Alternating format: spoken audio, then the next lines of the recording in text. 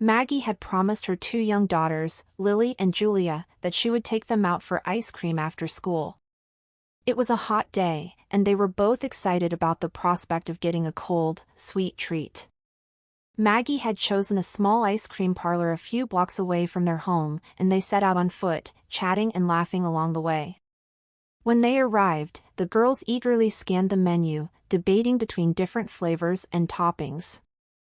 As they waited for their ice cream, Maggie's attention was drawn to a man who had just walked into the shop.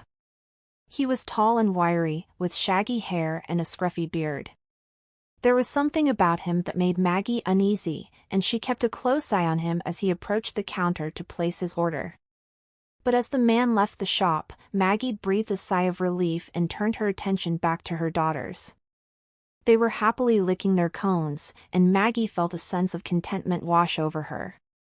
They were together, they were happy, and everything was right in the world. But that feeling was short-lived. As they stepped out of the ice cream shop and onto the sidewalk, the man reappeared, moving quickly toward them. Before Maggie could react, he had grabbed Lily's arm and was dragging her away from them. Maggie's heart leapt into her throat as she screamed for him to let go. She lunged at him, grabbing for Lily's other arm, but he was too strong. He pushed her away, and Maggie stumbled backward, tripping over a crack in the pavement and falling hard onto the ground. As she struggled to regain her footing, Maggie saw the man disappear around the corner with Lily in tow. Julia was screaming, tears streaming down her face as she clung to her mother's leg. The next few hours were a blur of police sirens, flashing lights, and frantic searching. Maggie and Julia were taken to the police station, where they gave statements and answered questions. They waited anxiously as officers searched the surrounding area, trying to find any sign of Lily or the man who had taken her. It was hours before they received any news.